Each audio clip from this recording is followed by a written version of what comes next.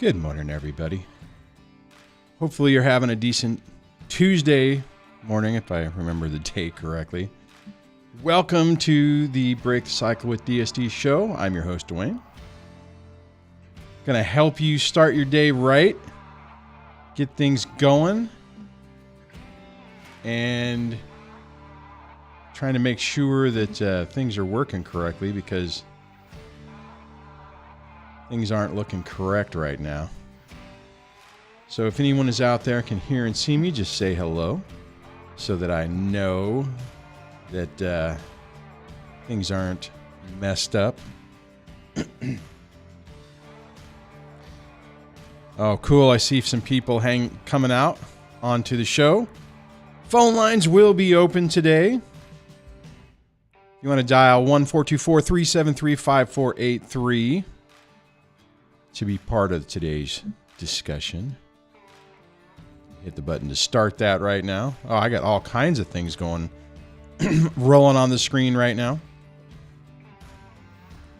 Visible Friend says, good morning, Duane and everyone from snowy, rainy Ohio. Well, good morning, Visible Friends.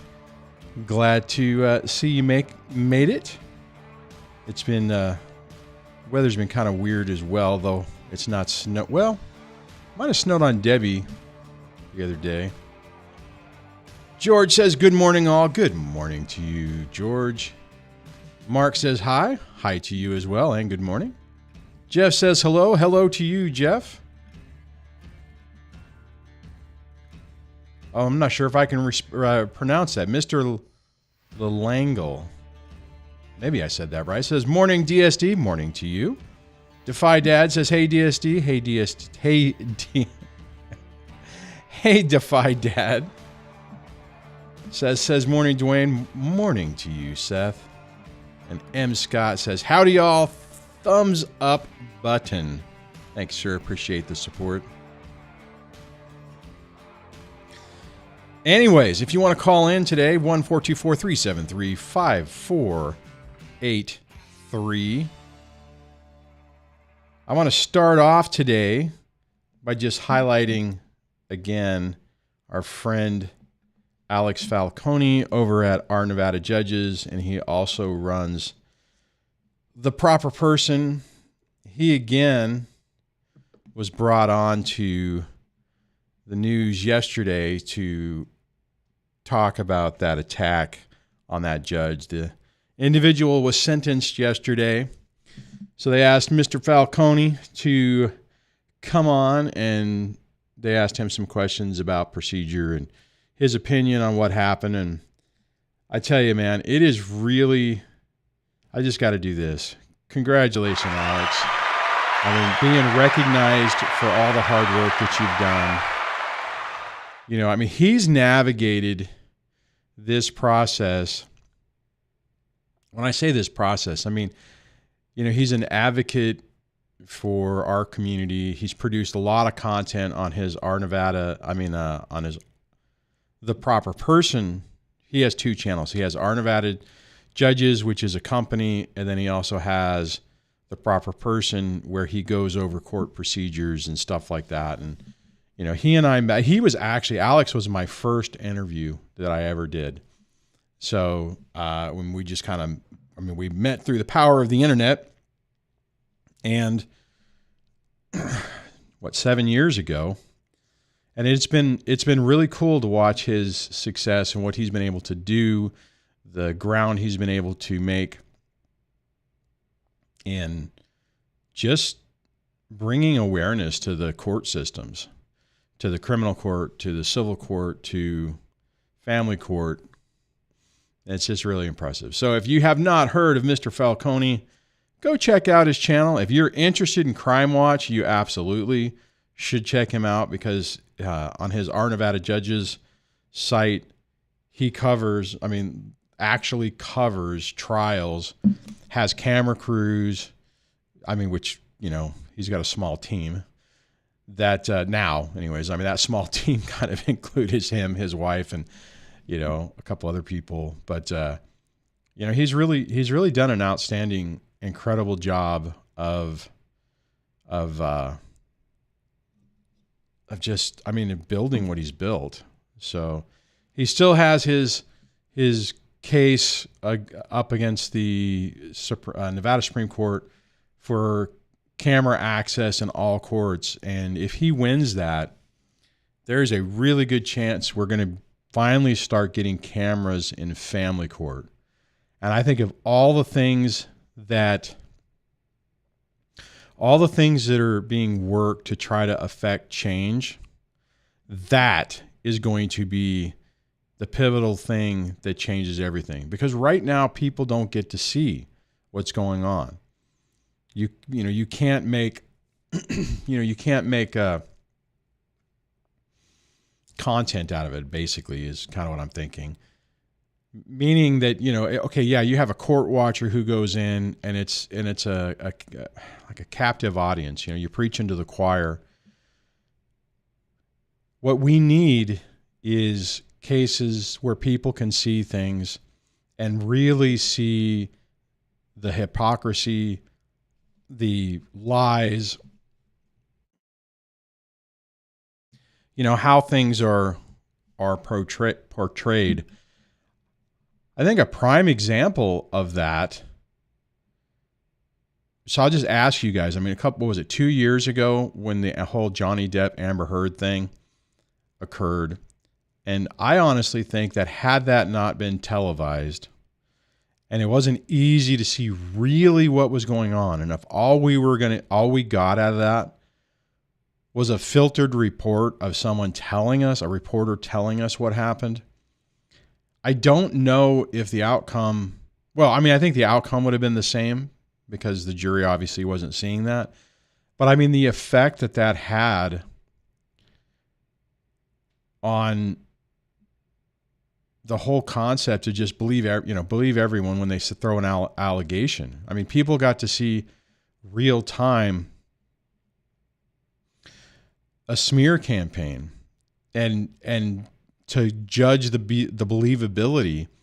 And oftentimes people just, they go into court. I mean, think about it. People will go into court. We hear the stories all the time. Oh, I was prepared. I had all my information. The judge didn't listen to me. And obviously let me go back over here. Obviously when we hear those stories, we're like, oh yeah, well, I experienced part of that. So yeah, that's true. Now imagine the power if on top of that, you had coverage of it and you could see it and you could go, wait a minute. They didn't even allow somebody to present evidence. I mean, it's like this hearing doesn't even make sense. That is what's going to change things. And right now, family court is using, protecting the minor, protecting the kids primarily, and or privacy. Well, it's just a private matter and no one needs to be made aware of it because it's a private family matter and, we're just going to seal everything. And it's a echo or a star chamber. I mean, that's like, I'm dating myself. Back in the day when I was a kid, there was a movie, I think, called The Star Chamber where in private, people were deciding what to do, passing judgment. We need to get the light of day in this. And let me just go back over this. Alex is working that. So I would encourage you to support what he's doing, watch his videos, subscribe. If you have any interest, I mean, if you go here, let's do this. Let me open up another tab. New tab over here. If you scroll down, I mean, he's covering different cases. So if you have an interest, now granted, maybe not all of his cases are the super sexy things, but let me just grab one and I'll just show you what I'll mute it. But what he does is he produces it too. So who's talking. Right now it's this, this judge. Let me see if I can get to a different thing where he has some other, here you have where he's, okay, so this is the defendant. I mean, so you kind of, how many times have we watched something? I mean, I was watching something the other day and it's like, well, who's this? Who's talking now? You know, I mean, he does a phenomenal job. And then sometimes when something happens, a procedural, I'm trying to see if I can just scroll over it. He'll add in what's going on. So, I mean, it's if you're into legal stuff, definitely check his channel out. And if you're into our community, absolutely support what he's doing, because this guy, excuse me, is, well, actually, he's popped a thing up on himself. I wonder if this is about something to do with them. Sometimes it is, because they have hearings about their court access and stuff like that. But support him. Go over there, subscribe to his channel, and throw Alex some love, because he absolutely deserves it. He's been really busting his butt. You know, and again, this stuff, I mean, like me, this is a passion project. You know, we're doing this. I mean, he's not doing that to become rich. I'm not doing this to make a ton of money. I mean, would we love to be able to make enough money to do this kind of stuff full time? Absolutely. But we have a passion for it. I mean, mine's, different. I mean, obviously what I'm doing is a little bit different than what he's doing, but what I'm saying is that if he didn't really care about this topic, if it didn't mean something to him, he wouldn't be doing this. This is, I mean, he's getting some accolades and progress now, but I mean, he's worked his butt off. It's been costing him time and money. I mean, fortunately, he has a wonderful wife that supports him, and they've been working this together. But I mean, these projects are tough, and sometimes when things are rough, or you're not making the progress you think you should, you can, I mean, I don't know how many content creators in our area that I've talked to, not even saying with Alex, but just in general, where people are just like, what am I doing? I'm beating my head against the wall, trying to move the needle. This is not moving the direction I want, but they keep at it. So definitely support the good ones. Definitely support the good ones. So I'm going to jump back over to the comments. So hit that. Excuse me. Jesse said, good morning, DSD. Good morning, Jesse. M says, good morning, Duane. Thank you for the morning show. Well, thank you for joining in on the show and the discussion. I appreciate it. I think I hit the text notification. Okay, for the folks that are starting to unsubscribe, because I mean, I've had that text notification thing for a long time, and now they're kind of getting spammed. So I completely understand. So if that text thing is bothering you, and since it costs me money, if you feel like you need to to take your name off that list, that's perfectly understandable. Gaddis says hello to you. Lori says, good morning, Duane. Thanks for being here. Well, good morning to you, Lori, and thank you for being with us today. M says, I have been following Alex for years. For years, and a lot of his advice, along with Duane's advice, basically kept me off the edge. Well, outstanding, M. Yeah, he is definitely a wealth of knowledge. What I would also say, if you want to, when I mentioned that interview, excuse me, if you go onto the main DSD YouTube page, if you scroll down to expert interviews, let's see, no, that one, that's it. I've done a few interviews with Alex. Let's see, how do I get into this without it auto playing? Let me see if I can scroll down. Very first interview, 6 years ago. So there's even the interview I did with Angie. I haven't done a lot of interviews lately. I need to, one of these days, depending on how things go this year, I may try to get back into it. So I got a few. I think this is the one. I actually did this one in person. I think that's in person with Alex. Let me, 3 years ago? No, maybe, okay, hold on. So we got, is it this one? All right, I'm going to click on it. Let's see what happens. And I'll pause it. Nope, not in. I did one live show with him at his, oh my, God, look at my old graphics. Wow. Anyways, that's pretty funny. So on that, yeah, he's, check those out. Now I got to get back to my channel. All right, how do I do this? Your channel. All right, there we go. Oh, now I got to close. Oh, now I have this playing in the corner. What is going on? Come on, YouTube. Stop giving me grief. There we go. All right. That's funny.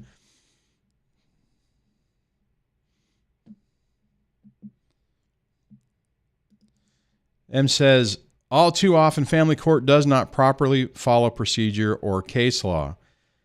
Yeah, it's really tough, you know. I mean, and the sad part is that, you know, you walk in, I think all of us walk into family court thinking, okay, well, this is law.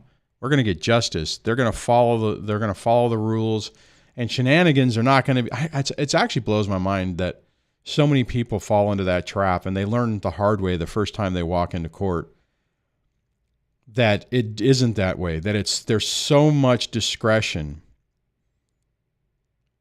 I don't know how many times I've heard of people who are like, I'm going to trial, and they go and they're ready to start trial. And the trial doesn't even start because the judge forces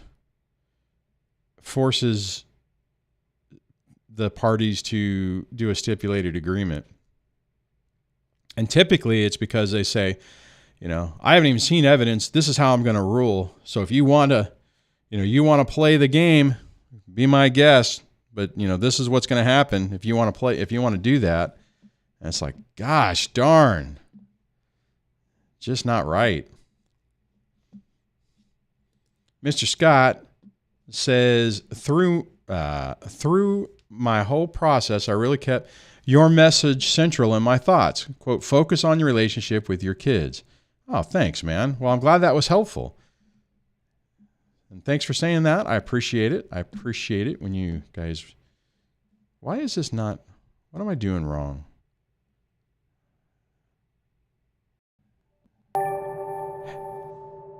Super from Prisoner 105. Thank you so much.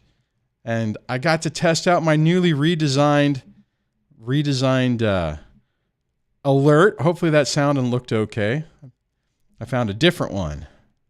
So Prisoner 105 with the super chat says, morning and coffee. Not yet.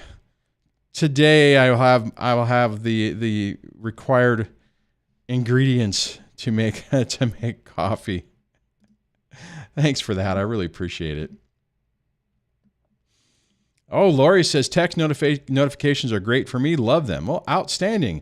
And just on that, if you're just tuning in, if you want to sign up for the text notifications, just text DSD Live to 1-844-598-0012. That's DSD Live, all one word, to 844-958-0012, and you will be added onto the list.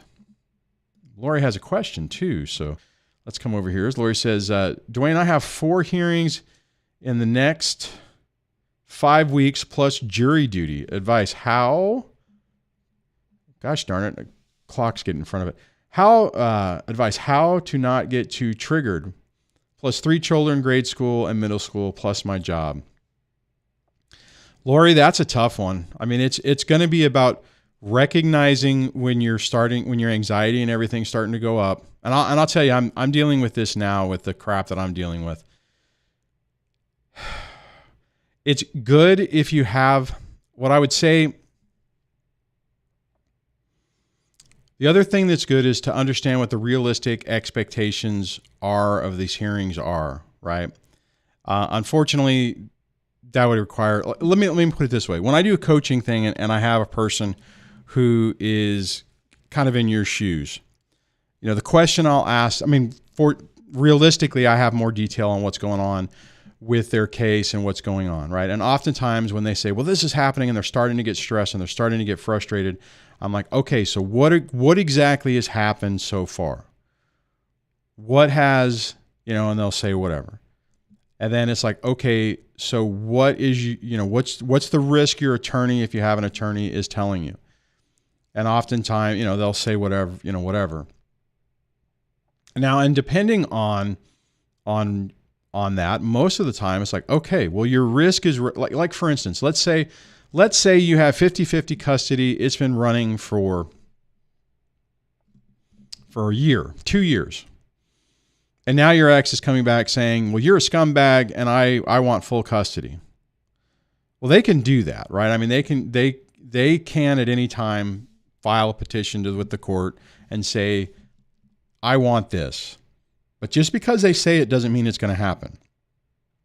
So the next question is there any basis for, I mean, real basis, right? And what I mean by that, because they're always going to say something. They're going to say, well, you know, you forgot to drop the kids off, you know, we're late one day in the last year, and you're a horrible parent, and, you know, you shouldn't have this authority, right? Well, that's BS. It's like, that's really not going to move the needle. There would have to be some type of action that would really put you at risk. And the reason, so this is what I'm saying is like, so if you're going, take what I'm talking about with my situation right now. Excuse me. I have court coming up later this month in a civil case. Everything that I've researched and looked at, and the people I've talked to have said they have no case. Your argument is based in the law, right, and statutes, which, I mean, with what's talking about family court, that is kind of entertaining. So the reality is I don't know what's going to ultimately happen. There is this underlying anxiety that what if? But I'm just saying, okay, I'm relaxing, and it's two-part. One, it's like, all right, I have a high probability of winning this, that this should potentially be over at the end of this, you know, the 22nd of this month. The second part of it is like, okay, let's say that doesn't happen. And I've made my peace with what the different outcomes are. If, excuse me, if in those hearings you understand what the probable outcome is and what could happen, and be mentally prepared for it, it starts to really reduce the anxiety and the triggering that you get from those situations. Let's see. Okay, you did add a little bit more, so I'm going to grab your next comment. It says, my ex-narc is an attorney, keeps filing motions for contempt of court. The motions are totally smear campaigns.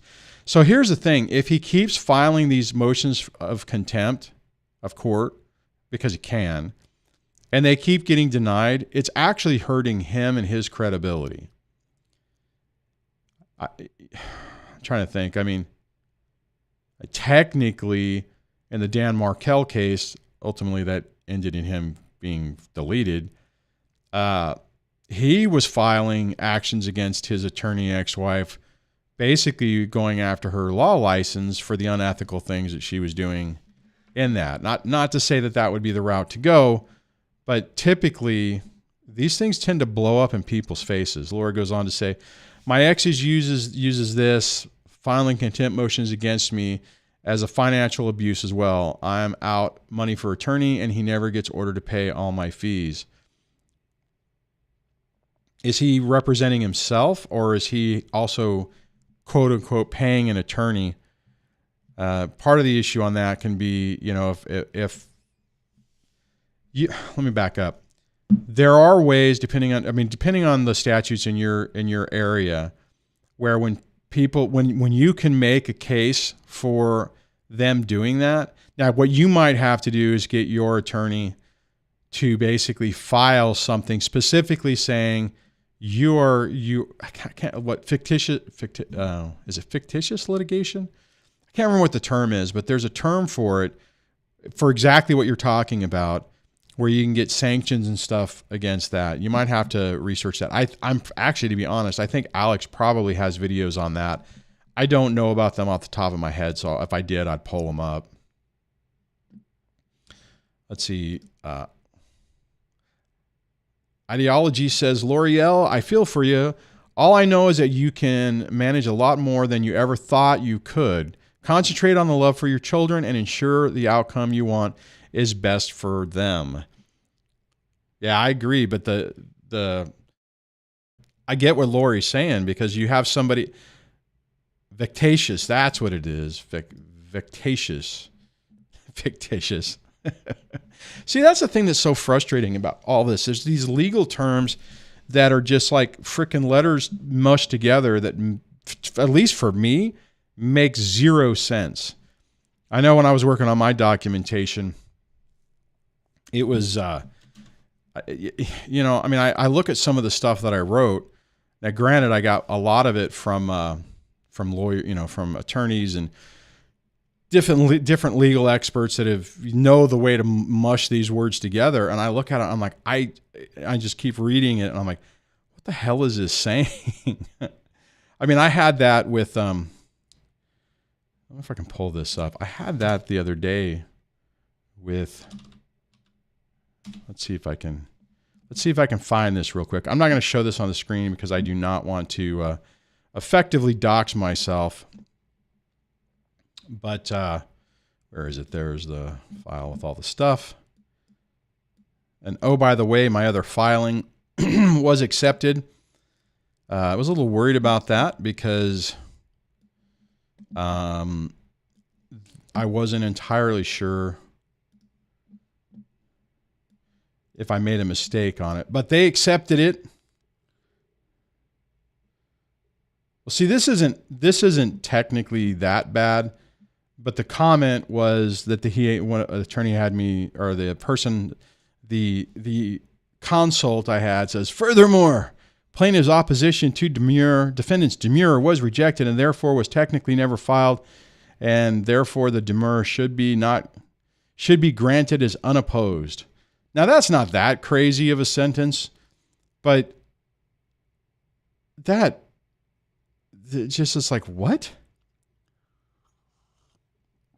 And there's some other stuff that I've had in there that I'm not going to go through too much of it, but anyways, good times indeed.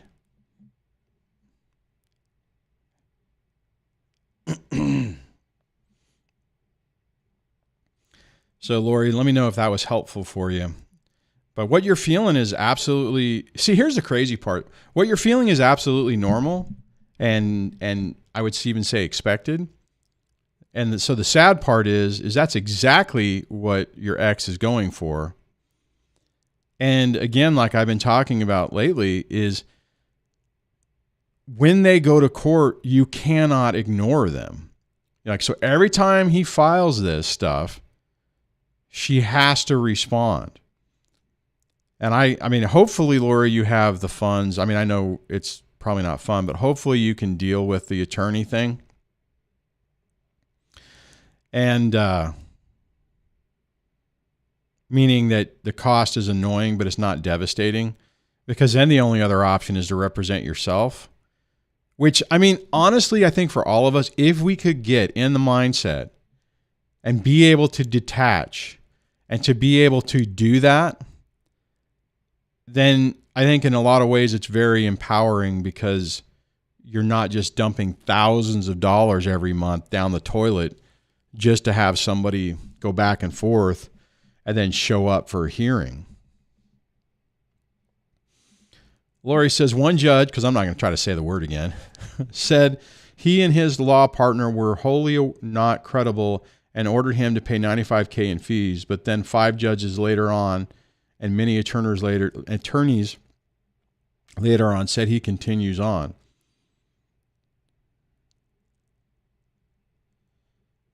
And you say that you owe your attorney $100,000. It's been financially devastating. Yeah, I think what these people do is they force you into seriously considering bankruptcy. And honestly, I would say in that, if it ultimately comes down to that, that's the other thing. Like, okay, for the situation I'm currently in, that's the other thing I'm looking at is like, okay, if this goes south, I might have to go that route. I might have to finally, after all this time, and it's a bitter pill to swallow. Let me finish the thought, because I kind of switched there. After all this time, and being able to avoid not having to do that, this could, I mean, at the end, these fucking people just don't ever stop. At the end of this, it could ultimately finally destroy me financially to where I would have to probably file bankruptcy. So I'm sorry you're going through that, Lori. Sorry all of us are going through it. It's not great. And here's the hard part with court. I mean, I'm going to just pull back this comment where, it's like she was saying one judge said, yeah, okay, they got to pay $95K in her fees. And then they just whittle away, play the game.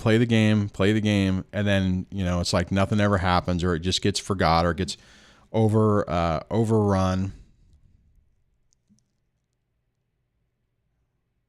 Unless you're saying, then 5 judges later and many attorneys later, he continues on. If you had that before and he was ordered to pay that, then you should have a good case to bring that up again and say, look, this is a reoccurring pattern. He continues to do this. He continues to file these frivolous motions, dragging us in, costing hundreds of thousands of dollars. He's done it again, and get the money again. The problem is if he has a way of not paying, excuse me, if he has a way of two things. Basically, if that doesn't affect him is what I'm trying to say. And meaning either he can wiggle out of it to where it doesn't count, or he's got so much money that, I'll throw $100,000 at this just to make her life hell.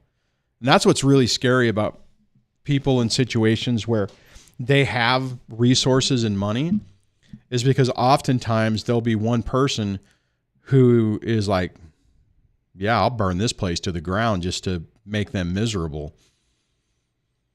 Or even worse, like in my situation, well, not even worse, but in another type of situation, if you're paying, or if they think, that's kind of what happened in my situation. If they think that, oh, you're going to have to pay for everything,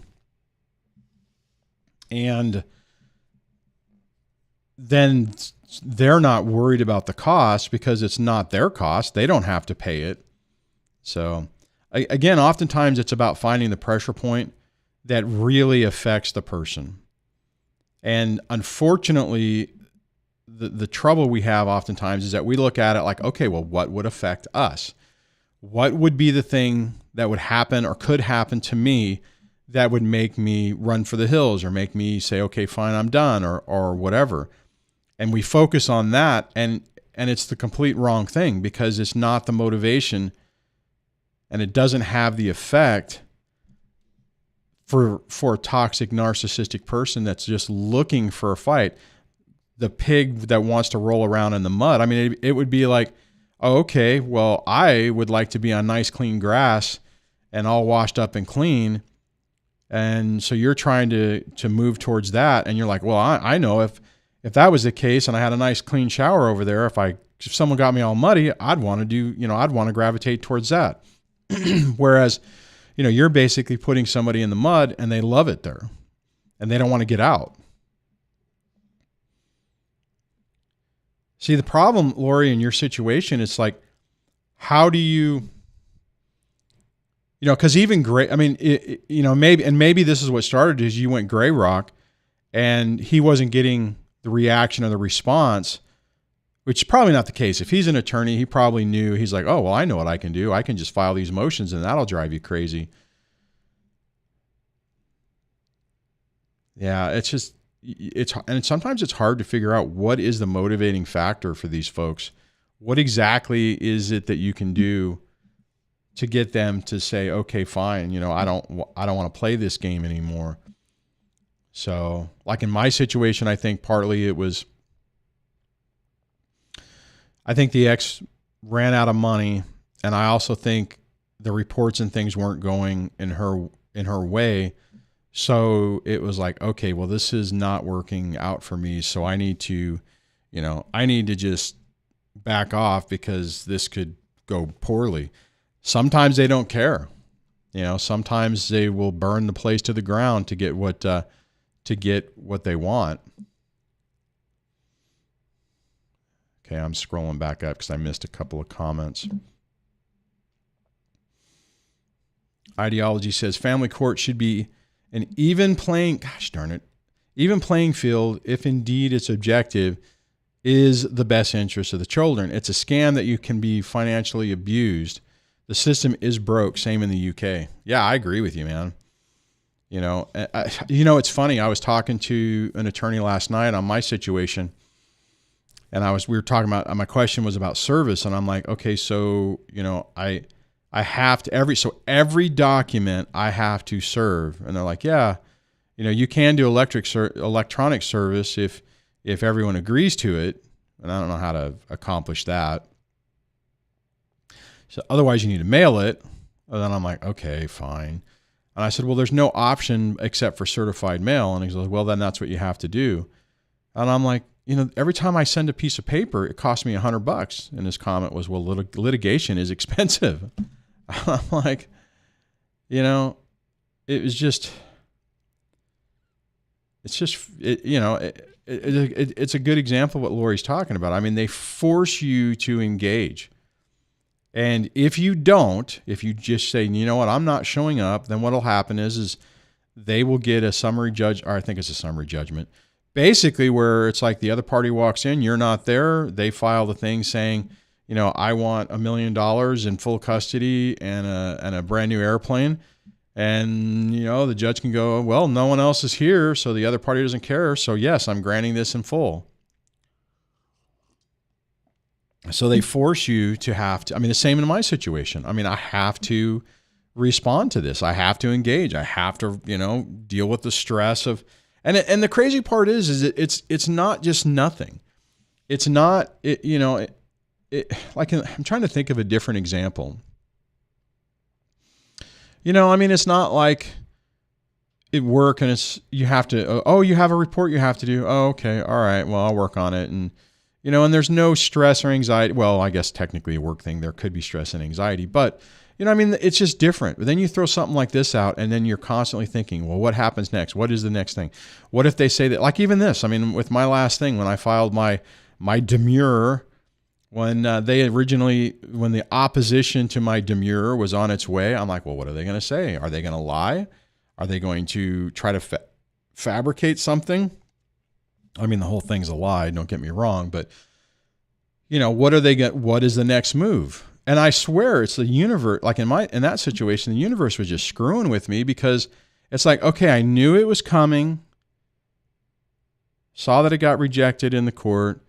And then it was like, a form delivery was saying, oh, it's going to be delivered on Thursday.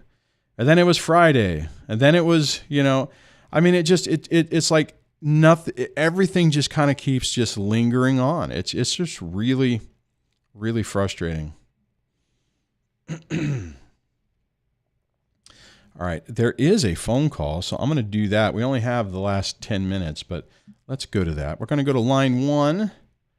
Make sure I get everything set up correctly. Hello and welcome to the show. Good morning, Duane. Good morning. How are you doing this morning? Doing good. So I guess I get really confused on the topic, but our exes, they do horrible things to us, right? They harass us. Yep. They accuse us of things that we didn't do. They put us in financial jeopardy. But they never get punished. And the way that I see it is if I had a neighbor or an ex-boyfriend that I didn't have a child with who was costing me money and harassing me and doing all these things to me, I would be able to sue that person in a criminal court, correct? Potentially. It gets complicated because then you have to and the only reason I say this because it's like nothing is easy on this. You would have to be able to show how it's damaged you or how they they hurt your reputation and how you had been affected by it. Right. But yeah, I mean, you correct. would, you know, yeah, you are correct. You know, and it just sucks that, you know, when we have our exes blatantly in family court, you know, financially strangling us, costing us jobs, costing us money, accusing us of hurting our children. It just sucks because there's no legal action that can be taken against them, and you'll never get an apology from the judge. Nope. Yeah, you're right. No, you end up just banging you end up banging your head against the wall, feeling powerless, and feeling like, how in the hell can this system actually be this corrupt and there's no justice in it. There's no justice. There's no accountability. Yeah. And it really typically favors the toxic person. I know exactly what you're saying. It's like, I've seen it time and time again where it's like, how in the hell can this happen? It's like, if we did, and I'm sure you feel the same way, if you did the exact same thing your ex is doing, the judge would probably make an example of you and would punish you. It's probably the way you feel. Right. Yeah. And just like I said, like if I had a neighbor that was going around, you know, telling the whole neighborhood that I'm a child abuser and, you know, all this type of stuff, like I would call the police on that person. I would file a restraining order. Yeah, you would find no contact order or a restraining order. Yeah, I know. So I mean, when you have a child with someone, you're just stuck. Yeah, and then if you do try to file something like that, then they look poorly upon you. It's like, well, what are you doing? You're doing that to try to affect child custody or I hear you. It's incredibly frustrating. I mean, that unfortunately what it forces us to do is to really question if we really want to or need to go back to family court. Now, oftentimes we're not the ones saying, okay, I have to put a stop to this, so I'm trying to do something. Now, I'm assuming, have you talked to your attorney and said, what can I do to try to make this stuff stop? No, well, I'm actually about a month out of an on and off again 10-year custody battle. My son is 14, so court is over. Thank God. Officially. Here, let me do this. And congratulations on that, because that's a huge milestone. Thank you. You know, but when I look back on the years, you know, I was basically accused of everything other than rape in the family court, and I was never convicted of anything. I never did anything. Everything always got thrown out. But my ex was allowed to openly in court just completely slander me in the worst ways possible, forcing me to have to defend myself. Yep. And the end result is they just walk away. Yeah, and typically I think probably what he did is he was able to take something out of context, spin it in a way that if you fell down and tripped and hit your head and then drank 5 beers, that maybe you might think, oh, wow, this might make sense. And, and then I've seen that so many times where people do allegations like that. And then when they lose, it's like, well, I was just trying to protect my kids. I mean, I wasn't sure, like in your situation, be like, well, her behavior's been so erratic. I wasn't sure what, there was all these indicators. I mean, I don't know if that's what he said, but I mean, wouldn't surprise me if that's not what he said. Or, anyways. Yeah, that's the bad part about family court is in criminal court, you're being charged. There's evidence you've been arrested. Mm-hmm. There's a whole line of things. In family court, it's, oh, she's crazy and she's drugging the kids and she's all these things. Yep. Well, they don't have to present evidence. They don't have to do anything. All they have to do is put the burden on me to defend myself. Yeah. That's what happens in family court, basically. It's the same with restraining orders. Oh, he threw a water bottle at me. Come arrest him. Right. It's just wild. But I thank you for your show. Alex, I've been following Alex for years.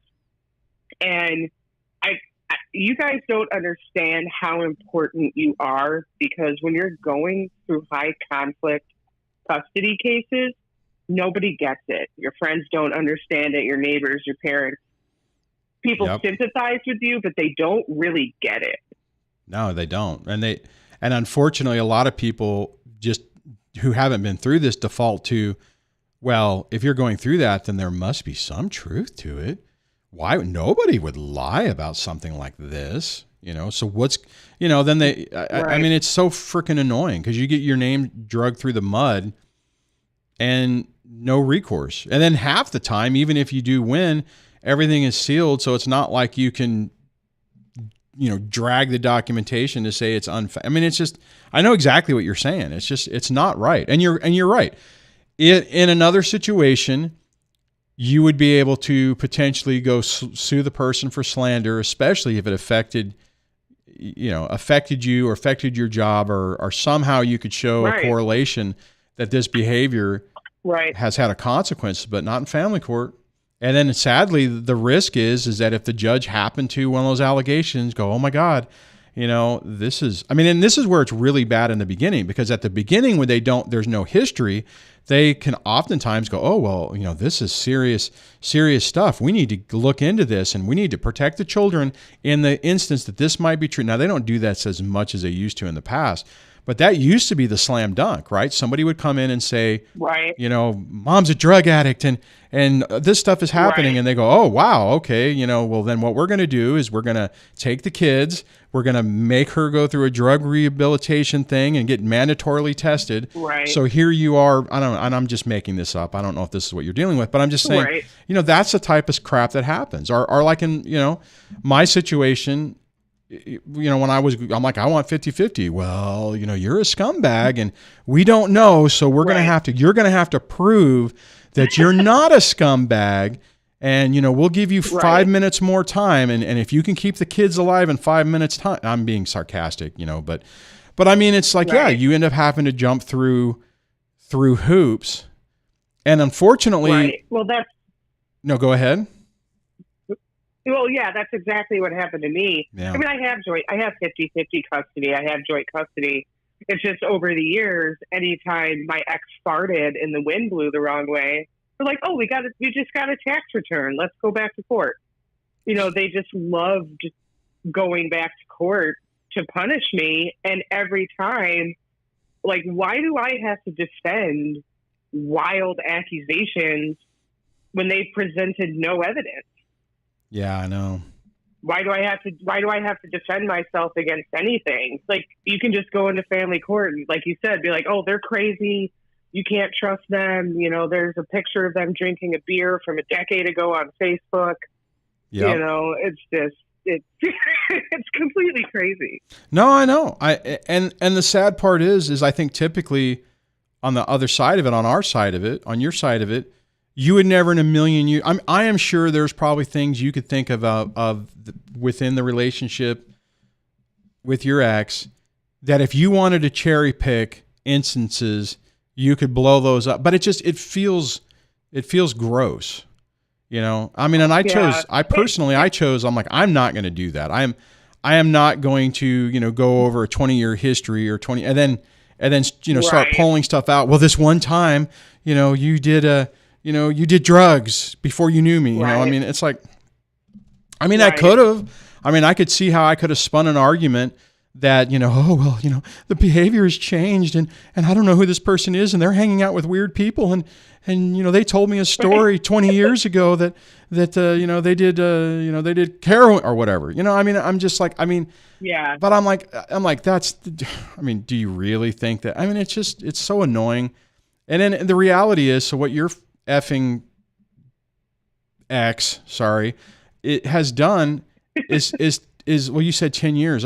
So has made the last 10 years a living hell for you, your children. Yeah. Just because they can. Whereas, and this is the thing that used to drive me crazy when I think about it. It's like, for what? It's like all you would have to do, it would take less energy and time to just say, my ex-wife is like, if I was your ex, like, well, she's a piece of crap, but whatever, and then just pretend, just like go to the event, smile, put on a face and try to make it as pleasant for the kids as possible. Right. But what it ends up doing is it ends up stressing God, I'm actually getting irritated. It stresses the kids out because they're wrapped into a situation. They're stuck between mom and dad, and they have no escape. We have no escape, and the only one who really has the power to make it stop is the person who will not do it. They won't do it. Right. Oh man, we're almost out of time. It's a direct form of punishment. Oh, absolutely. To be able to take someone to court over and over again. And if you have a personality disordered ex, their identity is court. Yep. And trying to convince everybody that you're, this awful person. And if they lose, they don't stop trying over and over again. I know. I mean, and unless they face some type of consequence, easy for me to say, and the risk is low to them, then it's gravy. It's like, well, this works. It doesn't. There's no sweat off my back. It doesn't have a negative effect on me. So, all right, what's the next thing I can file? Let's end up in court again, right? I mean, it's terrible. Yeah, it's like you said, you get a flat tire and you miss 2 days of school because your car's in the shop, and the next thing you know, you're being accused of like educational neglect. Stuff like that. She's so financial, and I'm going to say this, and if it's triggering or whatever, I apologize. But she's so financially irresponsible. She can't even keep her car working and can't get the kids to school. I need full custody now. Right. It's like, that's what seriously? they do. They cherry pick a little situation and file papers. And and then it gets thrown out, and then everyone walks away, and it's like, okay, when does this person get punished? And unfortunately, it takes forever. I mean, like we were talking about Alex earlier, he battled his ex, I think, for 8 years before he didn't start getting victories at 8 years. He probably started getting victories at year 5 and 6. But I mean, 8 years? I mean, are you kidding me? It shouldn't take this long. But time and time again, I've seen that's kind of the trend. Like, I mean, you said everything kind of stopped at 10 years. It's like it takes this significant amount. And unfortunately, I think what ends up happening is our kids get to be a little bit older to where they can put a stop to it. They can, instead of just being the timid little kid that doesn't want to say anything and doesn't get involved, which they shouldn't be involved. But unfortunately, it's not until our children are like, hey, knock this off, or stop this. That's pretty much what happened in my situation was, once my son was 14 years old and over 6 foot tall, is when the ex said, okay, this isn't working anymore. This kid doesn't want to live here. The kids start to get angry at the personality disordered parent, because when they're young, it's easy to trick them. Oh, yeah. Like, mommy loves you more. Daddy loves you more. You want to live in this house. And then once they turn into a salty teenager, they don't want anything to do with anything.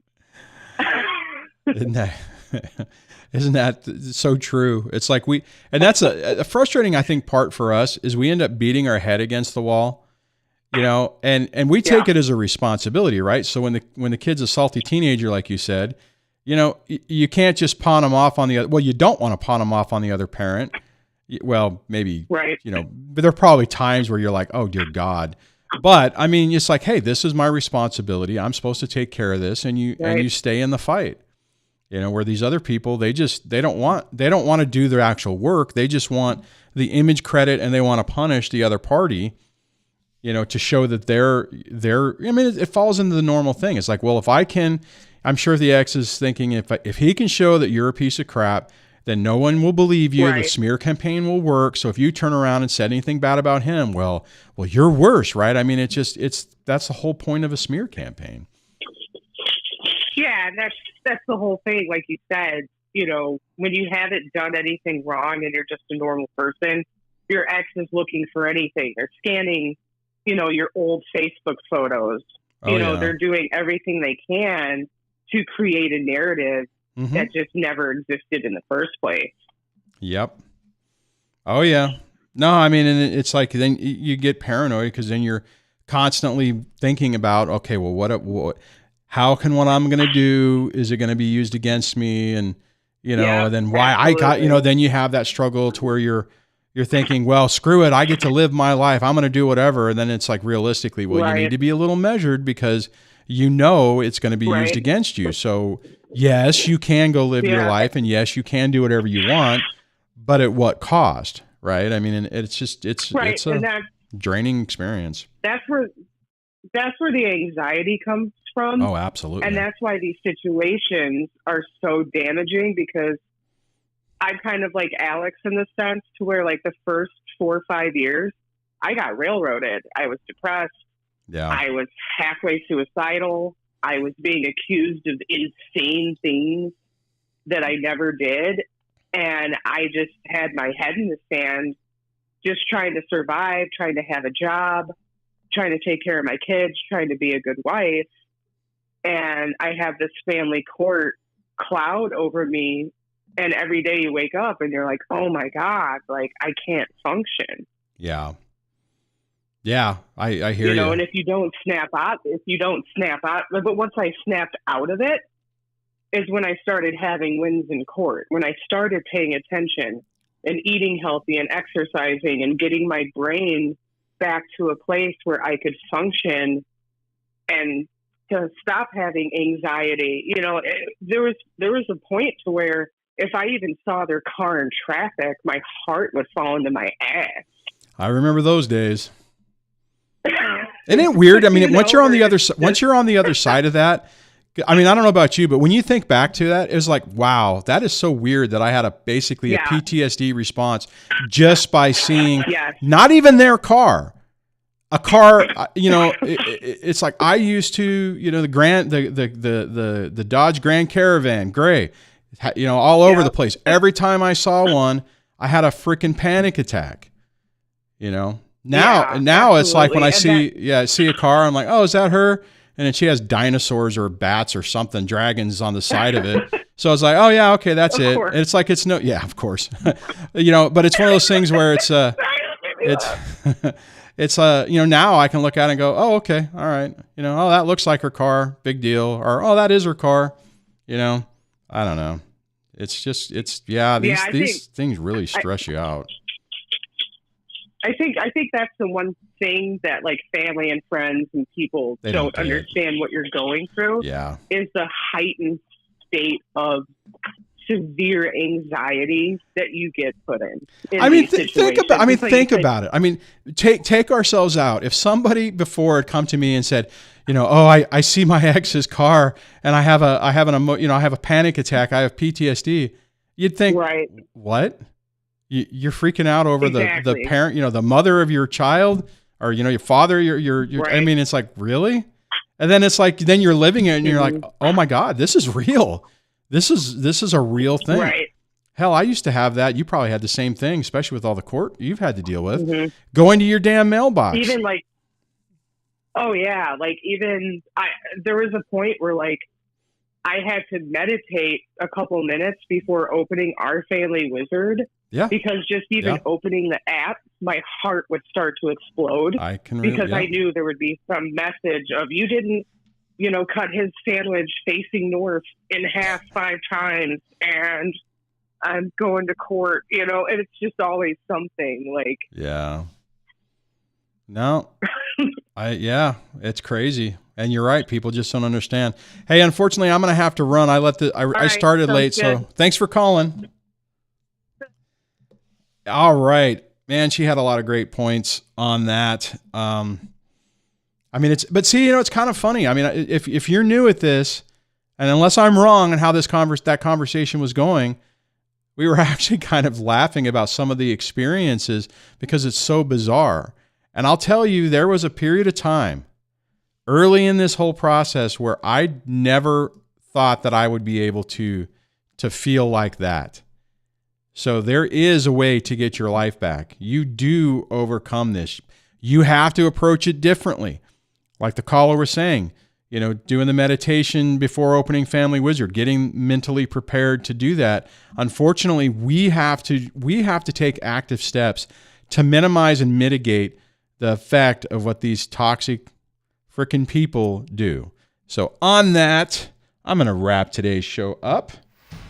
And as I'm going out, I want to say thank you, like I try to do every time, to the channel members who clicked the join button and who have pledged their support behind the DSD channel for all that we do here. I really appreciate that. It means a lot to me. And it absolutely helps keep the phone lines on because it sucks money out of my account.